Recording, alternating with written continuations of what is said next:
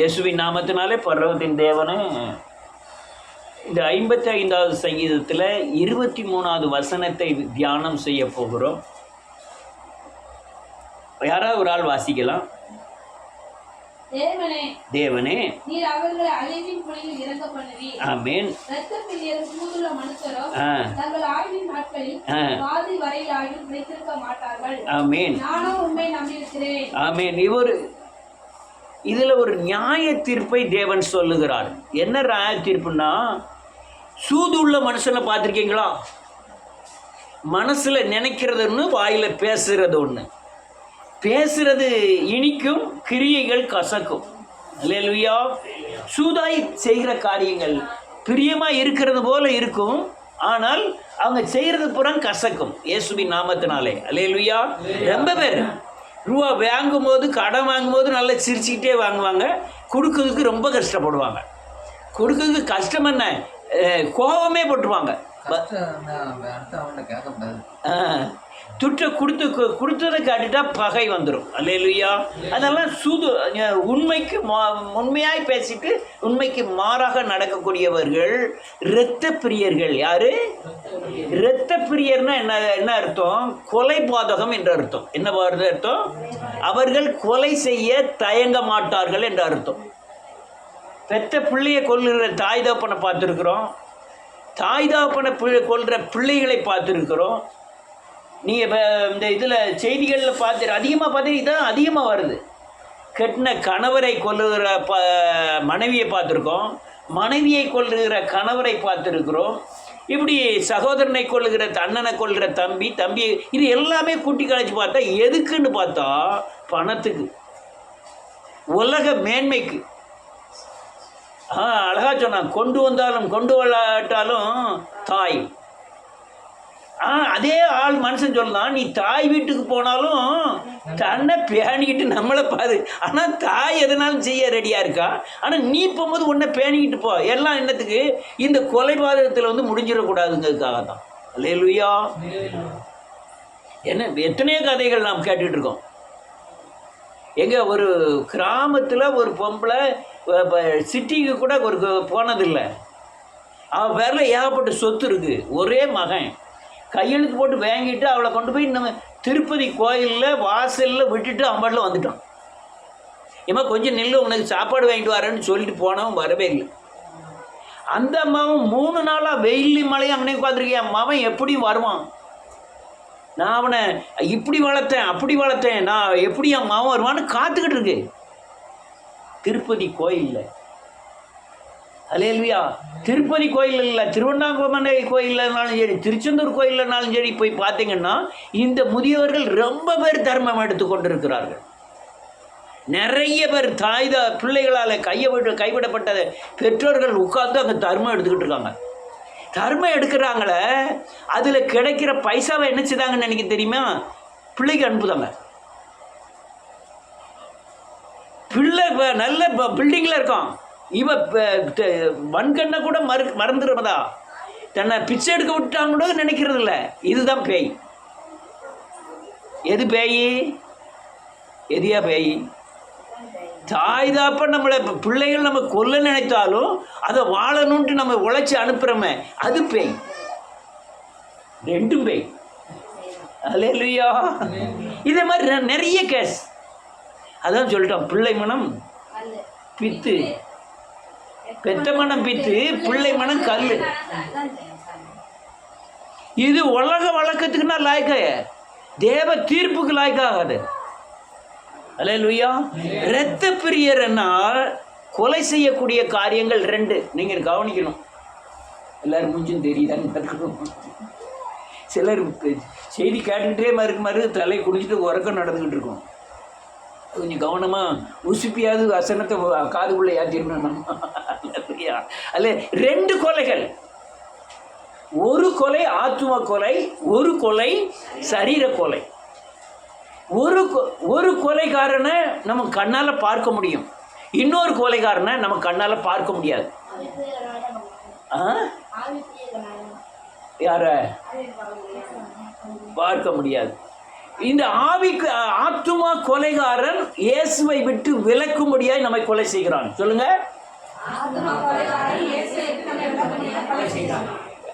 சரீர கொலைகாரன் நம்ம சரீரத்திலிருந்து ஆவி நம்மளை விட்டு விலகும்படியாய் கொலை செய்கிறான். நம்ம கொலை செய்தது நம்ம சரீரமாக நடந்துக்கிட்டு தான் இருக்கும். நம்ம பேசுவோம், சாப்பிடுவோம், எல்லாம் செய்வோம். உள்ள யார் இருக்க மாட்டா? ஆண்டவர் இருக்க மாட்டாரு. ரெண்டு பேரும் ஆவியை தான் எடுக்கிறாங்க. ரெண்டு பேரும் என்ன ஆவியை எடுக்கிறாங்க? சரீர கொலையை பண்ணுகிறவன் மனுஷனுக்குள்ள இருக்கிற மனித ஆவியை நீக்குகிறான். ஆவிக்குரிய அந்த ஆத்ம கொலை செய்கிறவன் பரிசுத்த ஆவியை நம்ம விட்டு நீக்குகிறான். அல்லேலூயா. ஆத்ம கொலை செய்கிறவனுக்கு பேர் அந்திகிறிஸ்து. அந்திகிறிஸ்து தான். இப்போ ஆத்ம கொலைனா நீங்க உங்களால ஒரு மனிதன் இயேசு கிறிஸ்துவுடைய குள் வாழ்வதை அல்லது இயேசு இருக்கிறதை அவனை விட்டு நீங்க விலக்கிட்டீங்கன்னா அந்த ஆத்மாவை நீங்க கொலை செய்கிறீங்கன்னு அர்த்தம். இதே தொழிலா கொண்டுகிட்டு இருக்காங்க. அல்லேலூயா. நாங்கள் ட்ரெயினில் வரும்போது ஒரு ஆள் சொன்னார், நான் என்னது ஊழியை செஞ்சு பார்த்தேன், ஒன்றும் சரிப்பட்டு வரல, தீர்க்க தரிசனம் சொல்லலாம்னு நினச்சிட்டேன். என்ன நினைக்க உங்கள் மனசில் இருக்கதை நான் சொல்லிடுவேன் அப்படியே அப்படிங்கிற என்கிட்ட. உங்கள் மனசில் என்ன நினைக்கிறோ அதை அப்படி இஷ்டம் உள்ளதை நான் அழகாக சொல்லிடுவேன் அப்படிங்கார். என்னால் மரித்தோர்லாம் எழும்பியிருக்காங்க அப்படிங்கார். அது ஐயா மரித்தோர் எழுப்பிருங்கய்யா, அதை பற்றி என்ன இருக்கு? எத்தனை பேரை கிறிஸ்துக்குள்ள நடத்திருக்கீங்க, அதுதான் கணக்கு. நான் பிசாசுகளை துரத்தினோமே, நாங்கள் மரித்தோரை எழுப்பினோமே, நீ உங்களை நான் அக்கிரம செய்யக்காரர் அப்படின்ட்டாரு. ஆமாம், உங்களுக்கு மேலே வானத்திலிருந்து அக்னியாக இருக்குவான் அப்படின்னு வேதம் சொல்லுது. நீங்கள் அற்புதங்களினால நீ கிறிஸ்துவில் நிரூபிக்க முடியாது. எதனால் நிரூபிக்க? நம்ம செய்கிற முறைகள் சரி.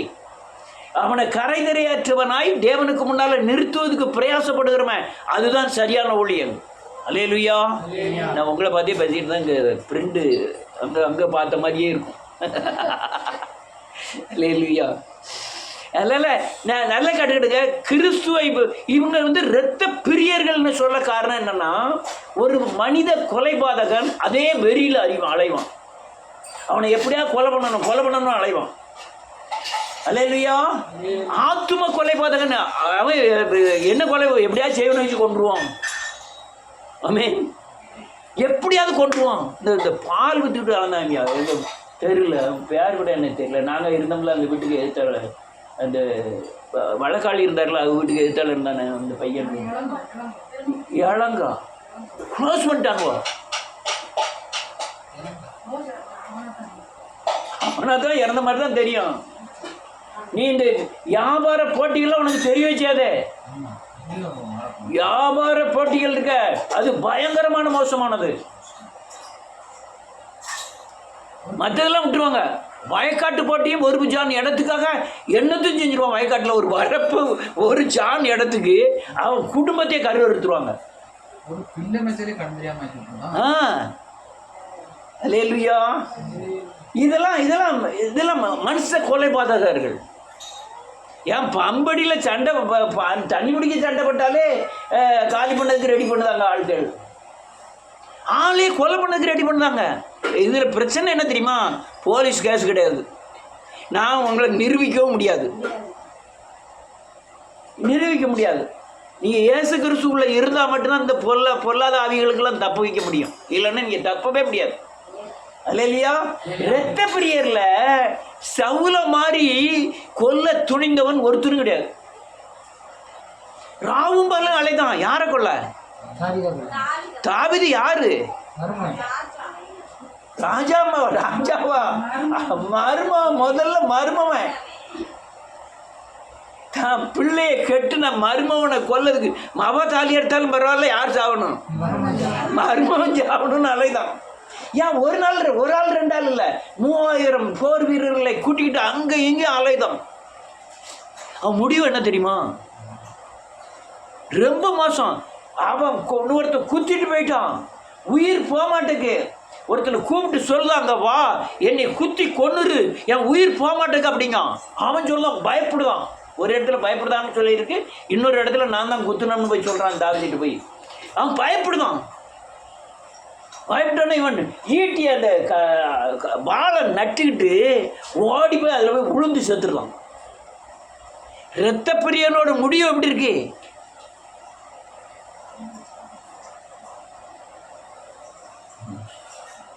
இரத்த பிரியனோட முடிவு எப்படி இருக்கு?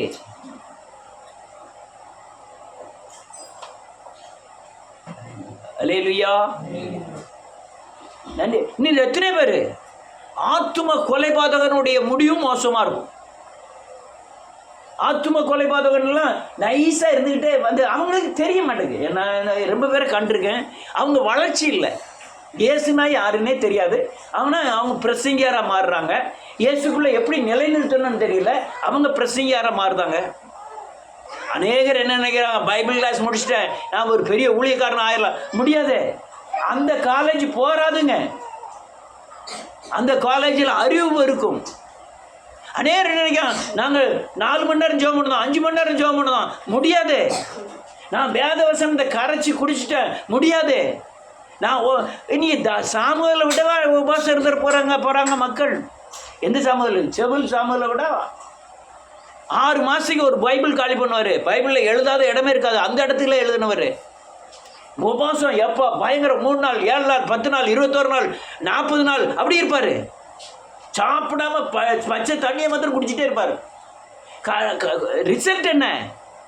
கடைசியில் முடிவு என்ன? வாழ்க்கை விட்டு.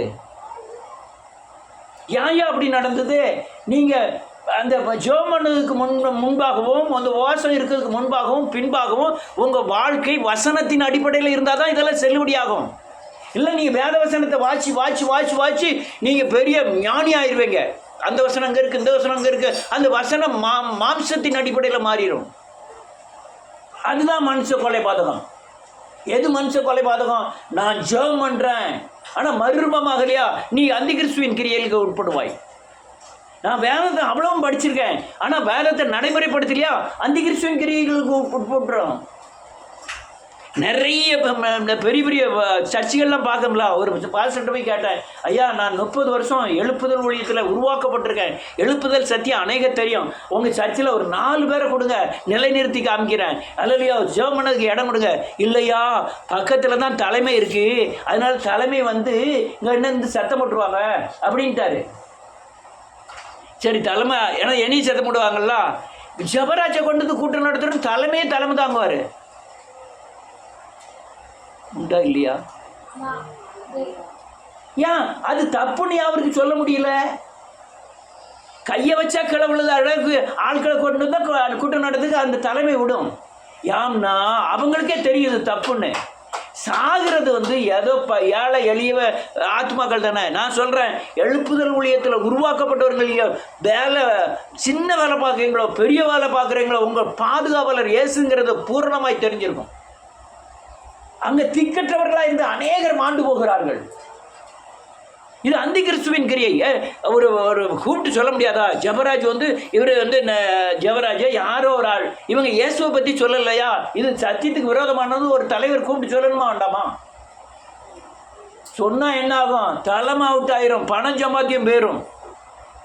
நானுமே இவ்வளோ கட்டன் ரேட்டாக பேசுகிறோம்னா ஏகப்பட்ட சம்பாத்தியம் பண்ணியிருக்கலாம். போய் சொல்லியிருந்தா அழகாக சம்பாத்தியம் பண்ணிருக்கான். தாவீதே 1 லட்ச ரூபா 2 லட்ச ரூபா 3 லட்ச ரூபா எனக்கு தந்துடுவார் சொல்லியிருந்தா. அல்லேலூயா. இதுதான் காரியம். மனுஷ கொலைபாதகமா ஆவியின் கொலைபாதகமா நான் செய்ய விரும்பலை. திரும்ப அதே வசனத்தை வாசிப்போம். ஆமென். இரத்த பிரியரும் மனுஷரும் ஆயுசு நாட்களில் பாதி வரையிலும் பிழைத்திருக்க மாட்டார்கள். நானும் நம்பி இருக்கிறேன். ஆண்டவருடைய தீர்ப்பை மட்டும் புரிஞ்சு கொடுங்க. பணம் இருந்தால் தான் உலகத்தில் தேவனுடைய தீர்ப்பு. பணம் இல்லாமல் ஆகிட்டாங்கலாம் கிடையாது. பணம் அதிகமாக கொடுத்துட்டாலும் அது தீர்ப்பும் கிடையாது. பணம் அதிகமாக கொடுத்தாலும் அதுவும் வினையாய் மாறிடும். ஜெயலலிதாவுக்கு எது வேணா தெரியுமா? பணம். பட்னியாக பிச்சைக்காரனை கிடக்கும். அவனுக்கு பிரச்சனை தெரியுமா? பணம். ஆனால் கிறிஸ்துவை சேவிக்கிறவனுக்கு மட்டும் பணம் பிரதானம் கிடையாது.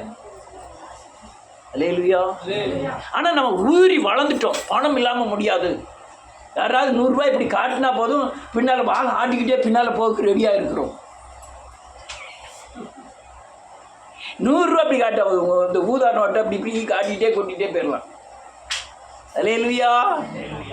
பணம் பணம் அழிக்கும். அதே மாதிரி சிலவங்க நினைக்காங்க சீக்கிரம் இறந்துட்டா இது தேவ தீர்ப்பு, உங்கள் வாழ்க்கை சரியில்லைன்னுங்க. நீங்கள் ஆயுசு முழுக்க உங்களை வச்சு உங்களை கொல்ல முடியும் கர்த்தரால், நியாயம் தீர்க்க முடியும். நீங்கள் பாதி வயசில் எடுத்து உங்களை கர்த்தர் நியாயம் தீர்க்க முடியும். ஆயுசு நாட்கள் பெரிதல்ல. அல்லேலூயா. நிறைய வேசிகள் எனக்கு தெரியும், நிறைய விபச்சார கலரில் தெருவில் உள்ளவங்களை தெரியும். அவங்களுடைய வாழ்க்கை, சில ஆட்கள் இன்னும் உயிரோடு இருக்காங்க, ரொம்ப வயசாகினாலும் நல்லா இருக்காங்க. சில ஆட்கள் பாதி வயசுல இறந்துட்டாங்க. அல்லேலூயா. தேவன் நிர்ணயிக்கிற பாதி வயசு அது அல்ல. அல்லேலூயா. நிறைய வயசாகி இறக்குறவங்க தீர்ப்பு அடையலன்னு இல்லை, அவங்களையும் தேவன் தீர்க்கிறார். அல்லேலூயா. பாதி வயசுல போறவங்களும் தீர்க்கிறார். வாசிப்போம். சங்கீதத்தின் புத்தகம் 5வது அதிகாரம்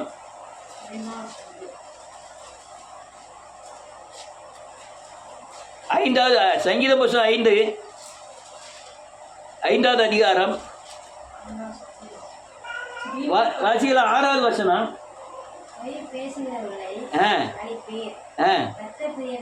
ஆமென். அவங்களெல்லாம் அருவருக்கிறார்.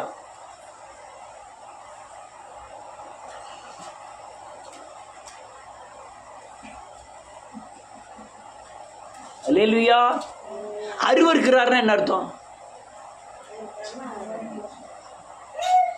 வெறுக்கிறார்னு அர்த்தம். அல்லேலூயா. அருவருக்கிறார். இரத்த பிரியர் உள்ள மனுஷன் அவருடைய பார்வைக்கு அருவருப்பாய் காணப்படுகிறான். ஒரு ஆள்கிட்ட கிறிஸ்தவன்ட்ட பேசுகிறோம், அவனை தேர்த்ததுக்கு உண்டான வழிகள் தான் பேசணும், அவனை கீழே விழுவதுக்கு உண்டான வழிகளில் பேசக்கூடாது. நீங்கள் அப்படி உங்களால் அவங்க இயேசுவை விட்டு விலகிட்டான்னா நீங்கள் கொலை பண்ணிட்டீங்கன்னு அர்த்தம். சரீரத்திலேயே ஆவிதான் போகுது, ஆத்மாவிலேயே ஆவிதான் போகுது. ஆமென். என்ன என்னமோ மாதிரி என்னமோ இழந்த மாதிரி உலக்கைய முழுங்கின மாதிரி இருக்கு. சரீரத்தில் எந்த ஆவி போகுது? மனுஷாவி. ஆத்மாவில் என்ன ஆவி போகுது? ஆமென். இந்த சரீர கொலைபாதகன் சொல்லுங்க, அவன் அல்லேலூயா நன்றி. மனுஷ கொலைபாதகன்,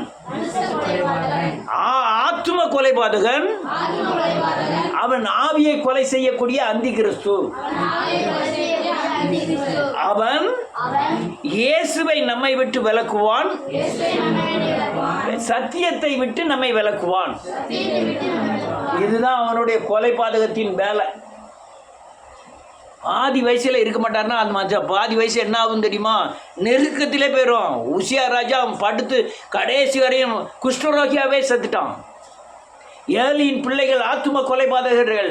அல்லேலூயா. கோயில் வாசலிலே வேசித்தனம் பண்ணினார்கள். பலியிடக்கூடிய அல்லேலூயா பலியிடக்கு தாவீது ஆட்டுக்குட்டிலாம் கொண்டு கொடுப்பாரு. பெரிய பெரிய சந்தா பெரிய கொப்பரையில் போட்டு அவிப்பாங்க. அவங்க படைக்கிறதுக்கு முந்தியே அவங்க வருவான். அவன் ஏலிங்கிறவன் அந்த ஆசாரியன், அந்த கோயிலுக்கு ஆசாரியன். அவன் பிள்ளைகள் 2 பேரும் வருவான். வந்து ஒரு ஈட்டி எடுத்து குத்துவான். குத்துதில் எது அம்பிட்டாலும் தூக்கிட்டு போயிடுவான். போய் அவன் பாட்டில் அவன் பிள்ளைகள்லாம் வச்சு சாப்பிடுவாங்க, தண்ணி அடிப்பாங்க. கோயிலுக்கு வர பலியில் அவன் செத்தது எப்படி தெரியுமா? ஓப்பனியும் பிணைக்காசும் ஒரே நாளில் குத்தி கொலை செய்யப்பட்டார்கள். ஏலி எப்படி செத்தான் தெரியுமா? பின்னால் குப்புற விழுந்து கழுத்து முறிஞ்சு செத்து போயிட்டான். அல்லேலூயா. முடிவு மோசமாக இருக்கும். அநேகருடைய முடிவு மோசமாக இருந்தது. ஆனால் தாவீதும் இதே லிஸ்ட்டு தான், கொலைபாதகன் தான். அவனை கர்த்தரை பார்த்து சொன்னார், நீ இவ்வளவு என்ன 5 டன் தங்கத்தை சேர்த்துட்டான். ஆடு மேய்ச்சிக்கிட்டு இருந்தவன் 5 டன்னு. அந்த தங்கத்தை கொண்டு தான் ஆலயத்தை கட்டுறதுக்கு ரெடி பண்ணான். ஆண்டவரே கூப்பிட்டு சொன்னார், நீ கட்டக்கூடாது, உன் கையை இரத்தக்கரைப்பட்டிருக்கு அப்படின்னா அதே இரத்தக்கரைப்பட்ட தாவீது ஒரு நாள் சொன்னான், ஜீவ மார்க்கத்தை எனக்கு தெரியப்படுத்தினீர், அந்த காரணத்தில் எனக்கு ஞானத்தை விளங்க பண்ணினீர். விளங்க பண்ணினால என்ன ஆயிட்டு, அல்லேலூயா, நன்றியோடு கூட துதிக்கிறேன், இருதயத்துக்கு ஏற்றவனாய் மாறிட்டான். அல்லேலூயா. இப்போ பிரச்சனை என்ன இருக்கு, நீங்க அல்லேலூயா கொலைபாதகராய் இருந்திருந்தாலும், நீங்க சிலுவையை தரிசிக்கும் பொழுது, உங்க அப்பா கொலைபாதகராக இருந்தாலும் சிலுவையை தரிசிக்கும் போது, உங்க தாத்தா கொலைபாதகராக இருந்தாலும் வேசிக்கலராக இருந்தாலும் சிலுவையை தரிசிக்கும் போது நீங்கள் இருதயத்துக்கு ஏற்ற மனுஷனாய் என்ன சொல்லுங்க. எவனோ கொலைபாதகன் சொல்லல, யார் கொலைக்காதன்னு தெரியுமா, நான் தான் கொலைபாதகனுடைய பிள்ளை. எங்கேயோ தொட்டு எங்கேயோ வந்துட்டான்னு கேட்டா, அதே இல்லையா, நம்ம தான் யாரு, கொலைபாதகருடைய பிள்ளை. நம்ம தான் அல்லையா, நன்றியோடு இரத்த பிரியர்கள். என்ன பகை, குரோதங்கள், கசப்புகள், எப்பா பயங்கரம். ஒரு முளை இடத்துக்கு அண்ணன் தம்பிக்குள்ள வெட்டிட்டு கடந்து செத்துருவான். நடந்துதா இல்லையா? உலகம் பூரா நடந்துகிட்டு இருக்கே. ஒரு முளை இடத்துக்கு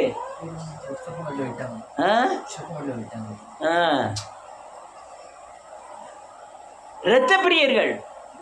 அந்த இரத்த சிந்ததுக்கு விரைந்தோன்னு கால்கள். ஒரே ஒரு வேலை செய்தான். யாரு? தாவீது. தேவனை கண்டு கொண்டான். அவர் வாசிப்போம் சங்கீதத்தின் புஸ்தகம் 16வது அதிகாரம் 6வது வசனத்திலிருந்து.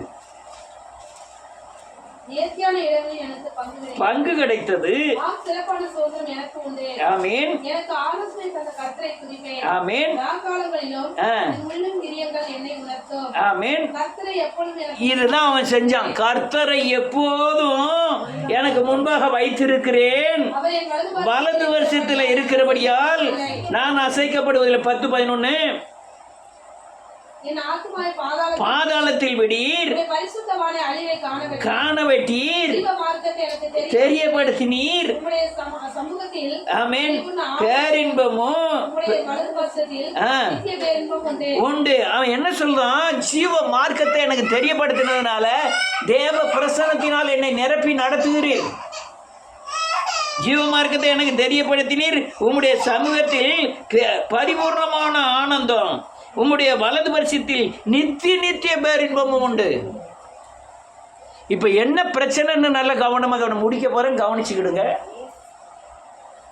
யாரோ ஒரு இரத்த பிரியனுக்காகவோ கொலைபாதகனுக்காக சொல்லலை. நீங்களும் உங்கள் தகப்பனாருடைய கொலைபாதகத்துக்குரிய கொலை செஞ்சிருக்கா, நீங்கள் கொலை செய்யாமல் இருக்கலாம். ஆனால் அதற்குரிய மூர்க்கமும் வெறிகளும் கோபங்களும் கசப்புகளும் எங்கே இருக்கு? இருக்கு. அல்லேலூயா. இந்த வேதம் சொல்லுது, கொலைபாதகன் நான் ஆயுசு நாட்களில் பாதி வயது வரை கூட என்ன செய்ய இருக்க மாட்டான். அவனுடைய தீர்ப்பு. இந்த தாவீது எப்போதும் அவருக்கு முன்பாக வைத்திருந்தபடினாலே, வலது வருஷத்தில் அவர் இருந்தபடினாலே அவன் அசைக்கப்படாது இருந்தான். இப்போ என்ன பிரச்சனை? நீங்க தேவனை எங்க வைக்கணும்? முன்பாக வைக்கணும். அப்பதான் வலது வருஷத்துல இருக்கிறத நீங்க உணர முடியும். முன்னால இருக்க பாப்பியா, வலது பக்கத்துல இருக்கிறத பாப்பியா? அப்ப முன்னால இருக்கிறத நீ பார்த்துக்கிட்டே இருந்தா வலது வருஷத்துல அவர் வீட்டு இருக்கிறதை உணர முடியும். அவர் அப்பதான் உனக்கு ஜீவ மார்க்கங்களை வெளிப்படும். ஜீவ மார்க்கம்னா என்னது? பரலோகத்தின் வழிகள். அது அப்ப கிறிஸ்துவின் ஆலோசனையின் பலனாகிய சத்தியத்தின் வழிகள். அல்லேலூயா. ஜீவ மார்க்கத்தை தெரியப்படுத்துவீர். அப்போது அவர் உம்முடைய சமூகத்தில், சமூகம்னா என்னது? பிரசன்னம். என்னது? பிரசன்னம். இந்த பிரசன்னத்தினால பரிபூர்ணம்னா என்னது? முழுமையான என்ன இருக்கும்? ஆனந்தம் இருக்கும். அல்லேலூயா. கொலைகாரனுடைய பிள்ளை அவன் கொலை செய்யாட்டாலும் பரவாயில்ல, அவனுக்கு அதுக்குரிய தண்டனையை பெற்றே ஆவான். ஏன்னா நான் நிறைய பேரை பார்த்துருக்கேன். என் சித்தப்பா வீட்டம்மா கர்ப்பிணி பெண் ஒரு பிள்ளைய பெற்று, சுகுணான்னு ஒரு பிள்ளைய பிறந்துருவாரு. இன்னொரு பிள்ளை வயிற்றுல இருந்தது. வயிற்றுல ஒரே மிதி, ஆள் அவுட்டு. ஒரே மாதிரி தான், ஆல் அவுட்டு. அப்படியே தூக்கி விட்டு அடக்கம் பண்ணிட்டாங்க. பிள்ளைய வந்து அந்த ஆட்சி வந்து தூக்கி போயிட்டாங்க கரிசூல்தமங்கலத்துக்கு வளர்த்து. அது அது இப்போ தான் கொஞ்சம் நாளில் முந்தி இறந்து போச்சு. அப்போ மவன் என்ன செஞ்சான், அவனுக்கு 2 பிள்ளைகள் இருக்கு. 2 பிள்ளைகள், 3வது பிள்ளை உண்டா இருக்கான்னு தெரியல. அவன் மேலே மண்ணெண்ணை விட்டு தீ வச்சிட்டான். எப்படியோ தீ வச்சுட்டான்னு என்ன பூர்ணமான விவரம் தெரியாது. ஆனால் தீ விட்டு தான் இறந்தான். இதை இந்த 2 பிள்ளைகளும் அவங்க சாகிறத பார்க்கு. அந்த அவங்க அம்மா சாகிறத இந்த 2 பிள்ளைகளும் பார்த்துட்டு அடுத்தால எங்கள் அக்கா அம்மா செவலில் உள்ள பிள்ளை, அந்த பிள்ளைய கொண்டு போய் ரெண்டாம் தரமாக கட்டி கொடுத்தாச்சு. இவளுக்கு 2 பிள்ளைகள் இருக்கு. அவன் வளர்ந்துட்டான். அவன் வளர்ந்த உடனே எப்போ இந்த வீட்டை எழுதிட்டா எங்கள் அப்பாவை நீ தானே எங்கள் அம்மாவை நீ தானே கொன்னா, என் வீட்டுக்குள்ளே வராத அப்படின்னா. இப்போ அவன் மேலே 6 கொலை கேஸ். இப்போ கொலை யார் செஞ்சா?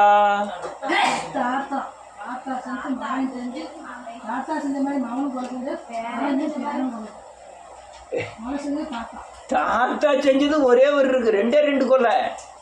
வயிற்று கொலை ஒன்று, தாய் கொலை ஒன்று. மாமன் ஒரு கொலை பண்ணான். அடுத்தால பேர 6 கொலை. நான் எவனே ஒருத்தனை சொல்லலை, உங்களை தான் சொல்லிட்டு இருக்கேன். ஆமென். நீங்க தப்பிச்சிடலாம். யார் மாட்டிக்கிடுதா? பிள்ளைகள் மாட்டிக்கிடும். கொலை பாதகத்துக்கு உங்க அது ஐயா நான் கொலை பண்ணல, கோபம் இருக்கா, பொறாம இருக்கா, இதுதான் அதுக்கு அடையாளம். வன்கண் இருக்கா, கசப்பு இருக்கா, யார் மேல மூர்க்கம் இருக்கா, வெறி இருக்கா, பகை இருக்கா, இதுதான் அந்த கொலை செஞ்சக்கூடிய சாபத்தின் அடையாளம். யாருக்குள்ள இருக்கு?